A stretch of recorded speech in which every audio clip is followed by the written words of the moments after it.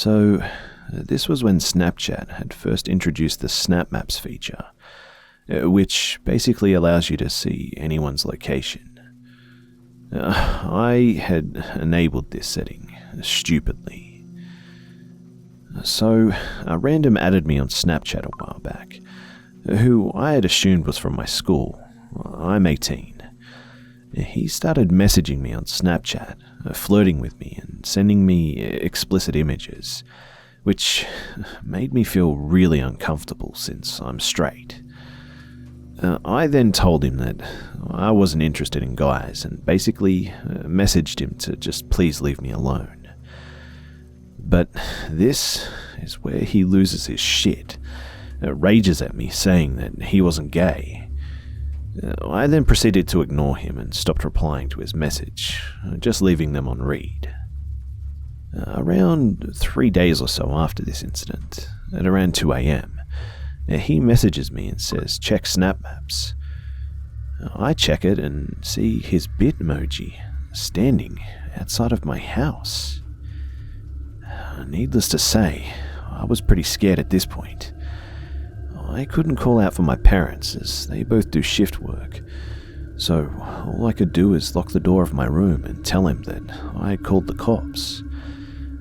By the time the cops came, his Bitmoji was off the maps and he had deleted me and they found no sign of him. But what really scares me is that he still knows where I live, meaning that he could be at my house any time. Although, this was a while ago, and I don't think he's still stalking me. But the moral of the story is don't add people you aren't certain you know.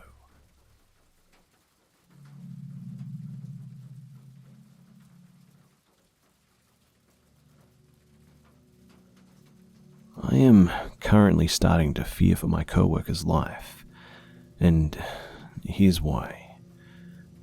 My coworker, I'll call her Jane, is 33 years old, a virgin, and a very devout Christian. Her family is really strict and really religious. I'm not bashing on the religion in any way. I was raised Christian myself. These people, though, they just seem to take their beliefs to a new extreme. Think of them as the Flanders from The Simpsons or something. I only mention that Jane is a virgin because she is, honestly, never even had a boyfriend before. She's been on a few dating websites as of late, but she's usually very strict when it comes to the types of guys that she would date. She can be kind of stuck up, which has gained her very little popularity. She recently met a guy on OkCupid. His name is Miguel. Miguel claims to live in a bigger city than ours, an hour away. We're in the middle of nowhere in Kansas, and that he is 35 years old. Also claims to be a virgin and takes an interest in Jane. They chat for a while and she's really excited. Once they establish a fondness for each other, he claims that he has $250,000 in savings and a job at Cessna that pays $65 an hour. He has a nice apartment and 2 cars, one of which is a '69 Dodge Charger. It sounds too good to be true, right? Well, we all agree. Everyone, but her, that is. They agree to meet for a first date, and he says that he'll drive down to see her. While driving down here, he claims to get into an accident on the interstate and is left hospitalized. Jane is devastated.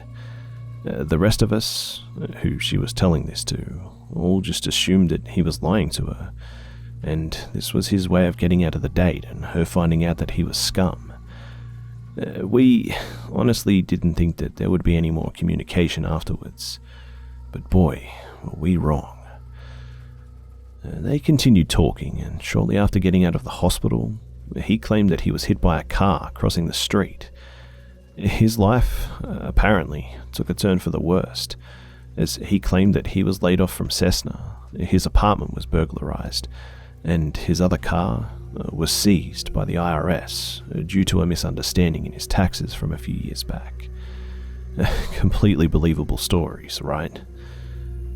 Much to our dismay, Jane decides that she doesn't care about these things, and she's willing to continue talking to the man. He soon starts calling her daily and coming over once a week to visit her at work. At this point, we actually get to meet this guy, and he comes off as your typical loser with a beer belly, who lays around on the couch all day, yelling at his woman to bring him a beer. Despite all the money that he claims to have, he wears clothes that are way too big for him, usually sweatpants and flip-flops. This actually earned him the nickname, Flip-Flops Amongst Us, at work. He also has problems with eye contact with people when he talks to them, and has the creepiest smile. We know right away that he doesn't seem very trustworthy. 3 weeks into their relationship, he shows up at our work and proposes to Jane. She gladly agrees, as we all shake our heads in disbelief. He tells us that he got a new job, working for Microsoft down in the city. We do our research, and there are no Microsoft jobs over there, unless you're working and selling products at Best Buy, that is. And he tells her that he's now seeing a therapist for his anger and jealousy issues. Many red flags are going off in our heads at this point, but Jane doesn't seem to mind any of it. He moves down here to be with us soon, after claiming that his family disowned him for wanting to marry a Christian. He claims that they're all devout Catholics, and that's the reason why that she'll never get to meet them. As if this all isn't ridiculous and over the top enough, things start to get creepier from here. He tells us that he has a new job for $25 an hour as the head engineer at Excite Manufacturing.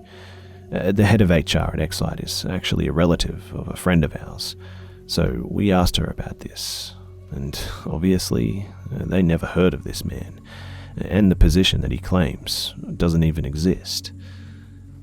We try to tell Jane about it, but she brushes off all of our comments and claims that we're thinking too much about it, or we're just jealous.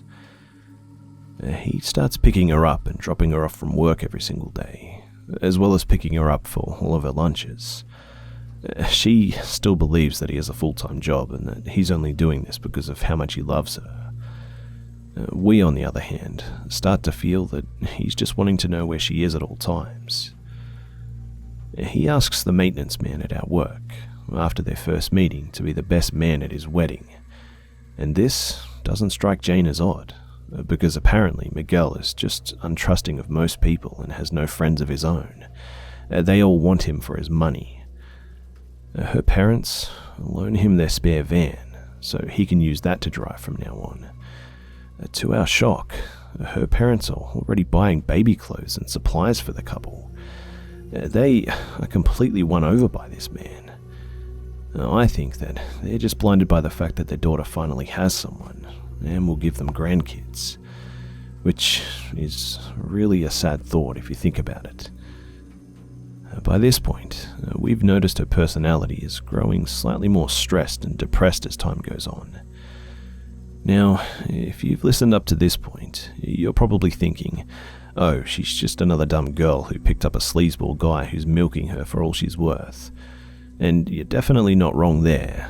We all thought the same thing, until she one day dropped this little bomb on us. He just recently told her that he used to be special ops in the military, the Air Force to be exact, and they've decided that they want him to work for them again. They'll pay him $75,000 for working 3 days, 3 weeks, 3 months.